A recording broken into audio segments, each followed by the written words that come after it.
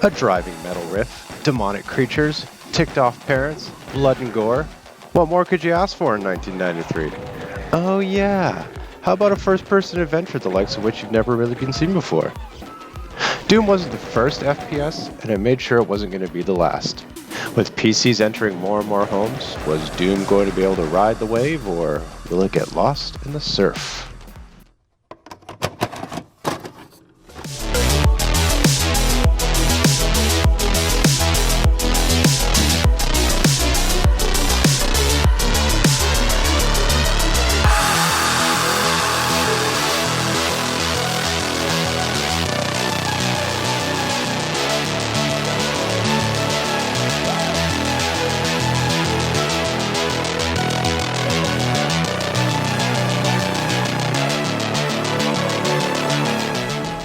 What's up everybody and welcome back to the channel.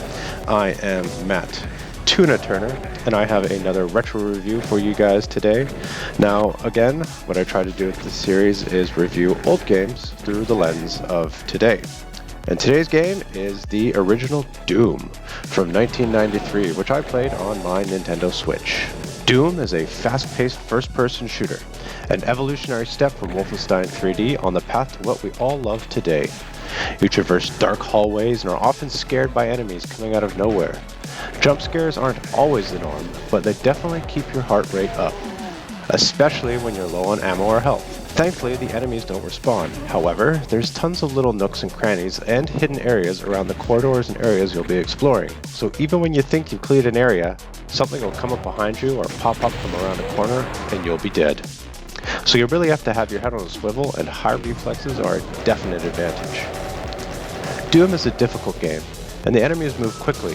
Some rush straight towards you, others zigzag, and there are a good amount of enemies that fire weapons or fireballs at you. However, there is a good balance of ammo and health packs scattered around the levels. But even as such, you'll find yourself wishing there was just one more pack somewhere. You also have the ability to scale the difficulty. The game has multiple difficulty settings that essentially scale the damage given and received from the enemies. This not only makes things insanely difficult, but also adds replayability. Of course, if you find the game too difficult, you can always team up with some friends for some couch co-op, or even some deathmatches in local multiplayer. Teaming up with a friend to take down some of the insane and massive level bosses can be a real advantage, especially since as you progress in the game, the main bosses become mid-bosses. Thankfully, aside from the gore, which doesn't feel over the top, the game is actually pretty accessible. The controls in Doom are pretty simple, which is quite refreshing, although I have to say it took me a serious minute to find out that you can sprint.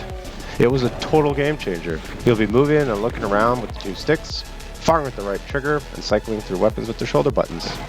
It would be nice if they could be customized, but since they are already pretty good, it's a small gripe. In fact, the only gripe I have with the controls is that they are pretty floaty, and there's no verticality. Now what I mean by this is you can't look up, or down for that matter. The game instead auto-aims, which means sometimes it guesses where and which monster you're firing at, so enemies on a higher level or platform get difficult to shoot. There is a story to Doom, but it's not immediately evident what it is, especially in the era of no game manuals and digital distribution. All you have to go off of is the areas on the map and the demons you're slaughtering. Another hint is the name of each chapter. The game is split into 4 chapters, 3 of which are story, and the last which seems to be a challenge mode of sorts. The end of the first chapter is kind of a tease. You start on a moon base, complete the 8 levels in the chapter, defeat a boss, only to find a portal and instantly die. Then you're prompted to play the other chapters. This is where we start to learn more about the world of Doom. As I mentioned earlier, you start on the moon. But what I didn't realize is that it wasn't Earth's moon, but one of Mars's moons. You're an unnamed soldier who is tasked with securing a secret base on this moon because, as is usually the case, a government corporation is playing with new tech and accidentally opens a gateway to hell. In the first chapter, you're going from facility to facility of the base, taking out demons along the way, only to find a portal and instantly die. In the next chapter, you end up on the other moon. However, it's inside hell and has been warped by the demons. Obviously, the difficulty really starts to ramp up and new enemies are introduced for you to shoot and chainsaw your way through and across this moon and onto the surface of hell. Upon beating the final boss in hell, you are transported back to Earth, only to find that it's been taken over as well. Sad. which sets up the final chapter of this game and the game's sequel. Now, keep in mind I am playing this on a Nintendo Switch, so there are some modern quality of life improvements, like the ability to enjoy the demons exploding in full HD. And boy, do these sprites look amazing. There's a great amount of detail, especially in the bosses. And can we just take a minute to take a look at this monster's abs? Look at them, he's ripped! And how about that ass? Damn, somebody's been doing their squats. Whew! Of course, it's all rendered in full HD. That same care was taken with the game levels too. For the most part, you'll be exploring tight and twisted corridors full of traps and surprises, but there are also big open areas to allow for some great strafing and exploration. Even though these levels feel linear, they can be explored in any direction you wish to. Plus, some of them are absolutely massive. Some of the best levels come in the latter chapters of the game, where they introduce some puzzle elements and the textures look evil and organic. Almost like the walls are bleeding and moving. Ugh. All of this adds to the dark atmosphere of this game. The developers use audio and dark visuals to create a real sense of atmosphere, horror, and dread with the very limited hardware they had. Hearing the demons growling, coupled with an amazing soundtrack and effects, made me afraid to open any door I came across. Doom is not a very long game, clocking in at around 10 hours. But since you spend the entire time on the verge of cardiac arrest, it feels much longer. And since this is a retro game, you have to ask yourself, does this still hold up today? And for that, I'd have to say yes. Yes, it does. Doom is a fast-paced first-person shooter. It's got great music, great sprites, great sound design, great level design. The story is not bad. It's replayable, it's difficult. There's some local multiplayer. The controls, they could be improved, but for the most part, yes, Doom very much does hold up today.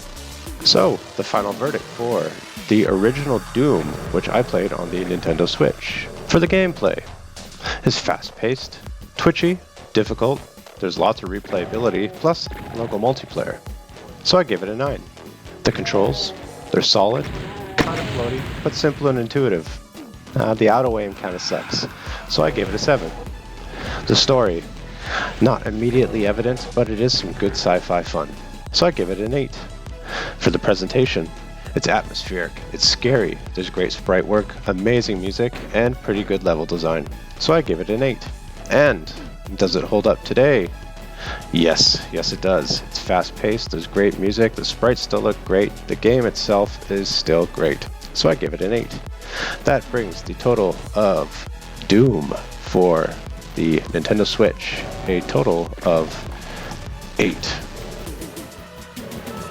I want to thank you guys for watching this video. If you liked it, please do let me know in the comments below. And if there are other retro games you'd like to see me play, also please let me know in the comments below. I do appreciate you guys watching these videos. I am a one-man show, so it really helps with the channel if you subscribe and hit that bell for notifications to let you know when I upload another video. I do have some other things coming on the way, so until the next video, stay healthy, stay safe, and I'll see you in the next video.